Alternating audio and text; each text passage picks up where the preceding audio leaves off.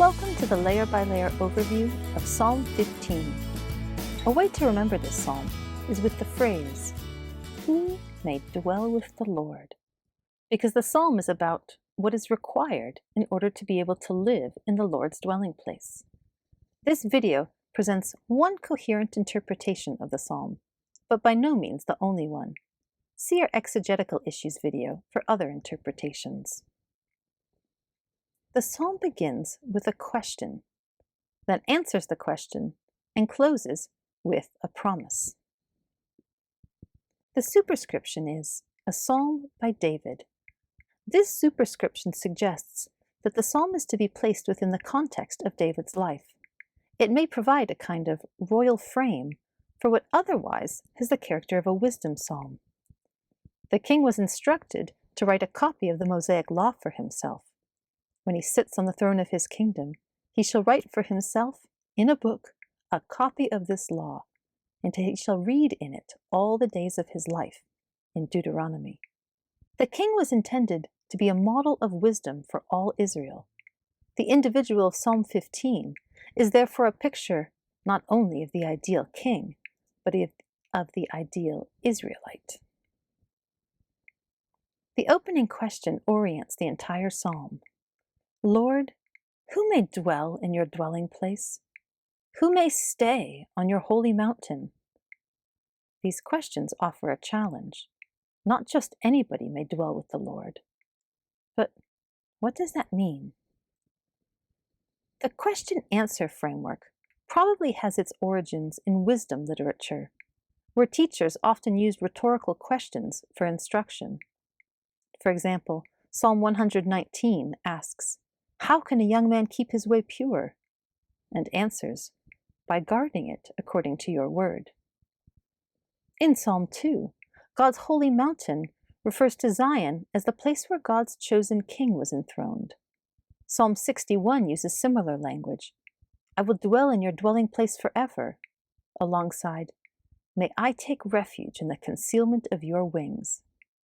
Here, dwelling with the Lord refers to the king receiving protection from him. Together, these terms and images help us to understand that the psalmist is speaking of dwelling with the Lord as a protected member of his household. So, when we hear, "Who may dwell in your dwelling place?" it is helpful to first understand the question more fully, like this. Lord, who is the kind of person who may dwell in your dwelling place, under your care? Who may stay on your holy mountain, Mount Zion, where you enthrone your king? God is not willing to accept just anybody in his dwelling place. The person who may dwell with God, in ancient thought, is the one who has his favor and protection. See our exegetical issues for more information about several possible settings. What might have been expected as the requirements for such favor and protection? One might expect the answer to be cultic requirements, one who observes religious rituals like sacrifices or washings. Or one might expect the answer to be religious doctrine, one who believes that the Lord is God and trusts in him. One might expect the answer to be physical beauty, one who is tall or attractive and has no diseases or deformity. One might even expect the answer to refer to a king with military power and proper royal lineage. None of these, however, is addressed in the psalm. Instead, we find a list of character traits. The one who walks with integrity, and the one who does what is right, and the one who speaks truth sincerely. This group of three starts with the one who walks, used metaphorically for behavior, does, and then speaks. This may be a common way of speaking similar to Psalm 1:1, which also starts with someone walking, who walks in the counsel of the wicked, stands in the path of sinners, and dwells with mockers, speaking like they speak. Both Psalm 15:2 and Psalm 1:1 provide a brief yet comprehensive picture of moral character. If verse 2 is the positive overview of the eligible person, Verse 3 describes this person in terms of what he has not done, specifically in the context of interpersonal relationships. He has not slandered. The Hebrew way of expressing slander is to walk with one's tongue. The idea includes gossip and slander, and it was prohibited in Israel's law. You shall not go around as a slanderer among your people, we read in Leviticus. The line also connects back to verse 2a. So we have, the one who walks with integrity has not walked with his tongue, as in slandered or gossiped. If integrity is maintaining consistency between truth, actions, and speech, slander is inconsistency between truth and speech. The next verse makes an even closer connection between the two verses.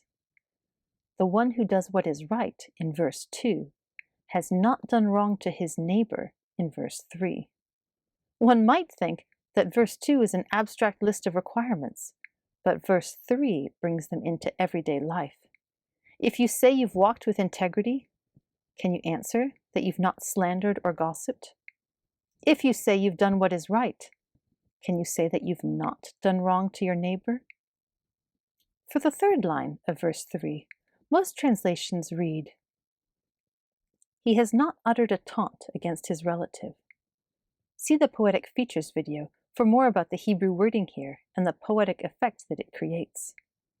When we connect this line with verse 2, as we did with the first two lines of verse 3, we see that the one who speaks truth sincerely has not uttered a taunt against his relative, and thus has not spoken with disrespect. Verses 2 and 3 are aligned, first giving the positive character traits, and then the negative aspects that must be avoided in order for the positive to be true. The next section opens with verse 4, with a pair of poetic lines tightly bound together. The rejected one is despised in his opinion, and he honors those who fear the Lord.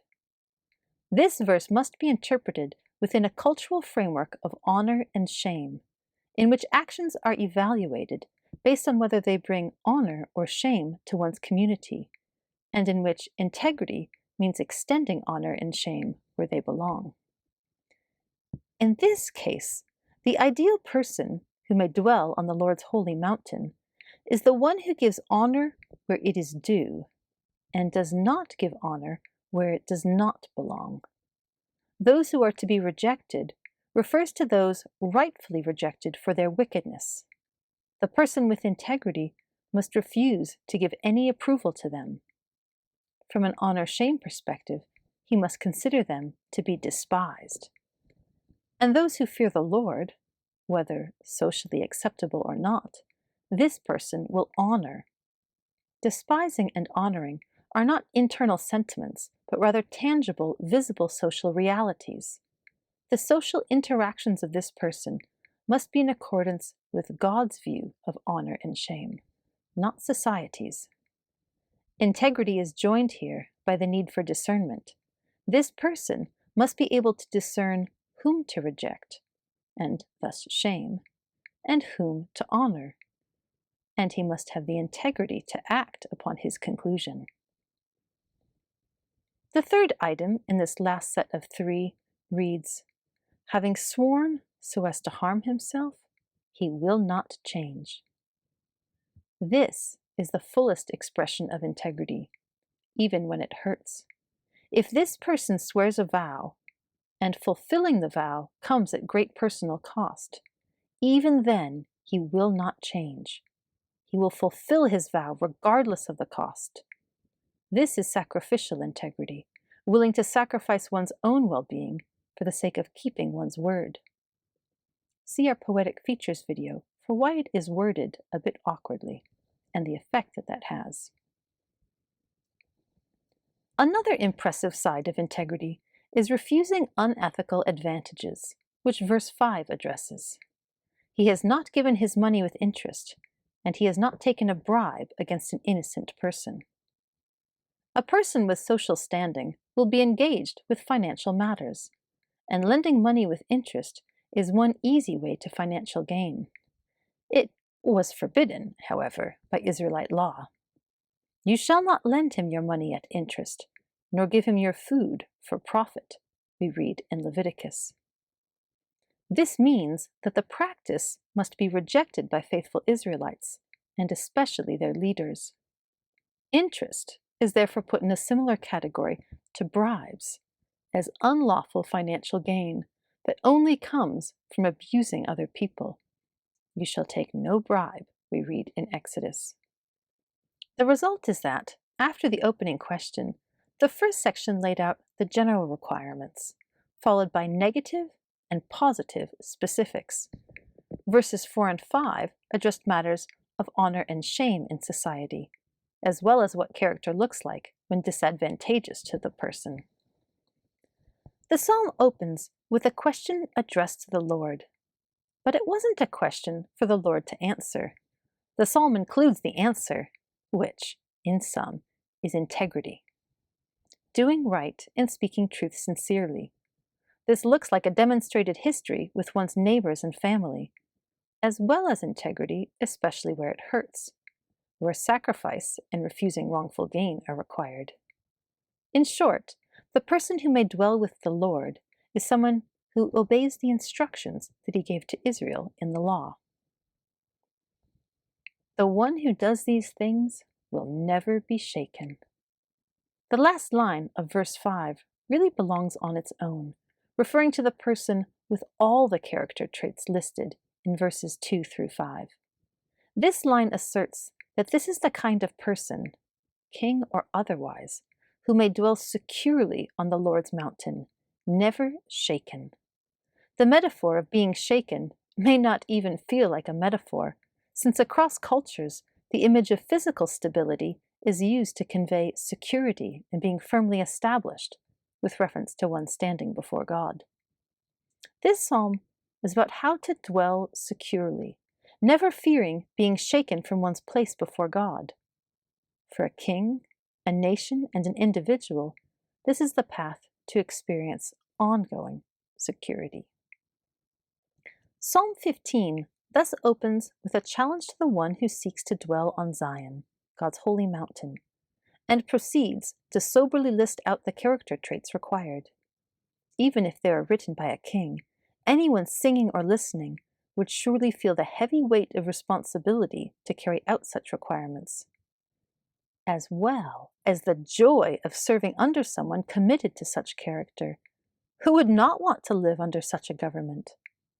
Indeed, not only such a king would never be shaken, but his people would have cause to rejoice exceedingly. And now, the complete text of Psalm 15, a psalm by David. Lord, who may dwell in your dwelling place? Who may stay on your holy mountain? The one who walks with integrity, and the one who does what is right, and the one who speaks truth sincerely. He has not slandered, he has not done wrong to his neighbor, and has not uttered a taunt against his relative. The rejected one is despised in his opinion, and he honors those who fear the Lord. Having sworn so as to harm himself, he will not change. He has not given his money with interest, and has not taken a bribe against an innocent person. The one who does these things will never be shaken. This has been the overview video for Psalm 15. Our aim is to present a single, coherent interpretation of the psalm. Our exegetical issues video discusses other scholarly views, and our poetic features video explores the distinctively poetic nature of the psalm. All these videos are offered free of charge, thanks to the generosity of our donors. Please visit us at cdbr.org to learn more. Thank you.